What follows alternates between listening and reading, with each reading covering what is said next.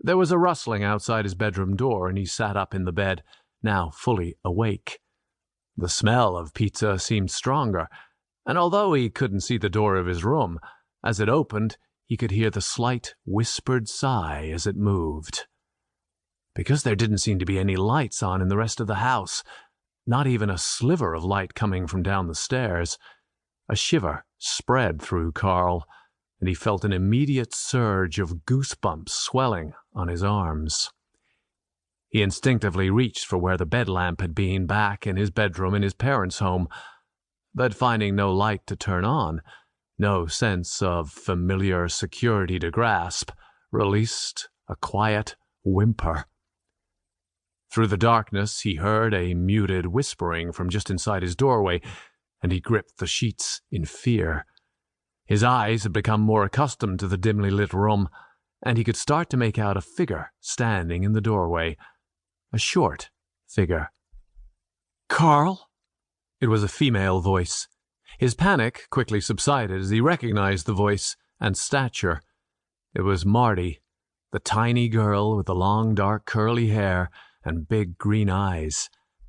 Though he couldn't see her in the dark, his mind harkened back to how he'd spent much of that day when they were all moving furniture into the house, gazing longingly at Marty's smooth, sun-browned legs, and how her breasts strained against the confines of her t-shirt with the efforts of lifting and unpacking boxes.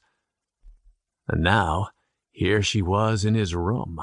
More goosebumps filled his arms, but for a different reason. Here was this beautiful, sexy girl now in his bedroom in the middle of the night. "Yeah?"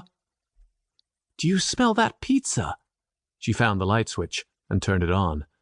Carl covered his eyes, squinting at her through his hands. "Uh-huh.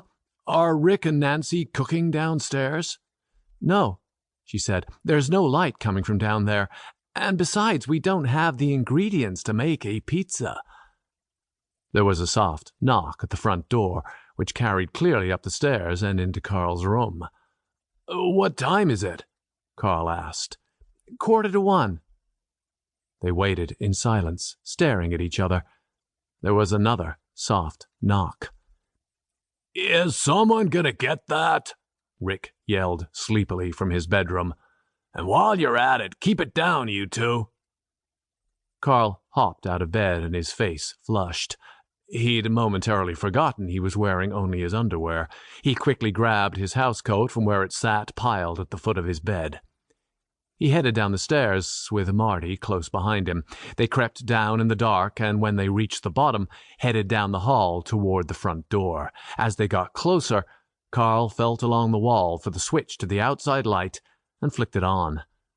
The front porch light came on to reveal a dark figure backlit in the door window, a pizza box held high in his left hand. The knock sounded once more, this time urgently. The smell of tomato sauce and pepperoni was stronger than before as Carl stepped closer to the door. The figure was easier to make out now. Carl could see it was a male, a blonde teenager with a few thick red pimples and a striking solid cleft chin. And even though he shouldn't have been able to see through the glass and into the darkened hall, his blue eyes seemed to follow Carl and Marty as they moved closer to the door. "Pizza?" Carl asked through the closed door. "Large pepperoni and mushroom." Carl opened the door. The smell of pizza was even stronger and more tantalizing. Carl heard his stomach rumble in response. He wanted this pizza, mistake or not. "What's the damage?" $13.50. The blonde teenager flashed a white, toothy grin at Marty. "I'll be right back," Carl said, turning to sprint up the stairs to get his wallet. When he got upstairs, he found his wallet still in the back pocket of the jeans he'd thrown into the pile of clothes at the foot of his bed. He was just pulling the wallet out when he heard Marty scream.